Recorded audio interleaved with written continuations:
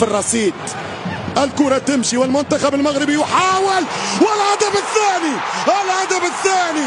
ألم أقل لكم إنه الكعبي، ألم أقل لكم إنه الهجومي، ألم أقل لكم أنني أراهن على هدف الكعبي. ليس من فراغي الكعبي، ليس من فراغي الكعبي.